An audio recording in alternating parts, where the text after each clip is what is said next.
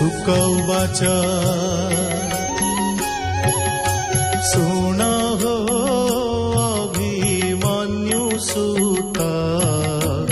से स्वयं भुव दृढचित्त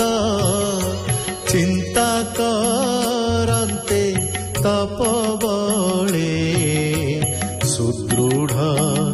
समाधि निश्चले असुर जातु धान गणे बेगे मिलिले घोर बने भक्षिबा पाई क्षुधा से बेगे मिलिले तार पासे ताहांकु देखि नरहरि यज्ञ पुरुष रूप धरी निवारी जातु धान गण स्वर्ग पालिले नारायण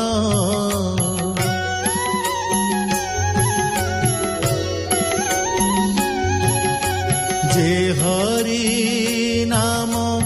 ए संसारे अशेष दुरित संघरे जे रूपे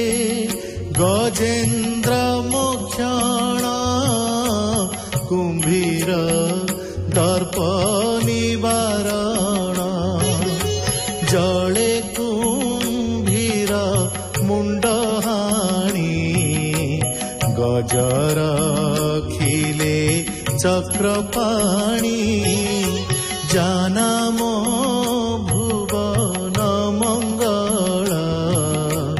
दुरित बन दावानल एक कथा सुख मुखु शुणी पांडव वंश चूड़ामणि आनंदे होई कृत कृत्य बोइले नृप परीक्षिता राजा उवाच मुनि दुर्लभ वचन शुणी आनंद मोर मन केमंते प्रभु नरहरि गज रखिले ग्राह मारी कुंभीर केणु जले थिला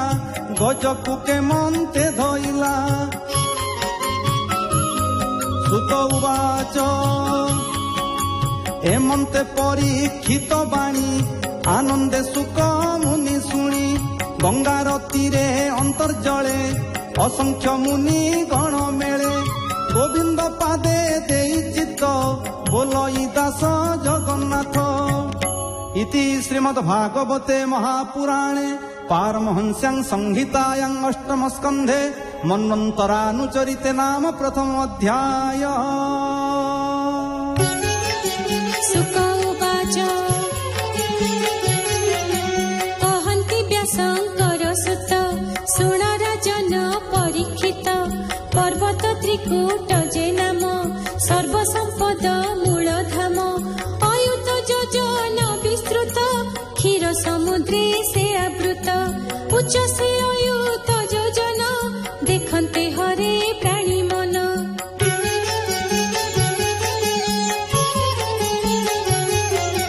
निझर शब्द गंभीर अति सुरम्य मनोहर ऋतुमान नाम बनर सुरकामिनी क्रीड़ा घर पर्वते अलंकृत वन फल फूलरे सुशोभन अन्यान्य जल स्थल फूल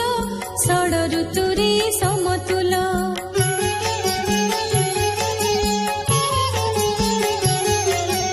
एमंत बने एक दिने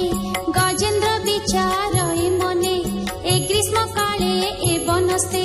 तृषार्थ होइलु समस्ते एमंत मने विचार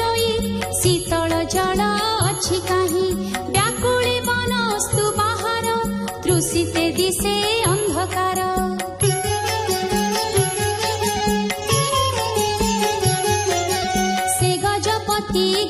যুথে অনেক ভ্রমী লাবনস্তে করিণী যুদ্ধ সঙ্গে মিশি সন্তোষে শীত জলে পশি সুবর্ণ পদ্ম বন মধ্যে সকলে পশিলে আনন্দে জল তোলন্তি ঠোর হস্তে সিঞ্চন্তি অন্যে অন্য গাত্রে নিদাঘ কাଳେ শীত জলে ক্রীড়া করন্তি সুখ ভোଳେ শবদ শুভে উচ্ছুলিত যেসনে জিমুত গর্জিত অগাধ জলে গ্রাহ থিলা জলে সে শবদ শুଣିଲା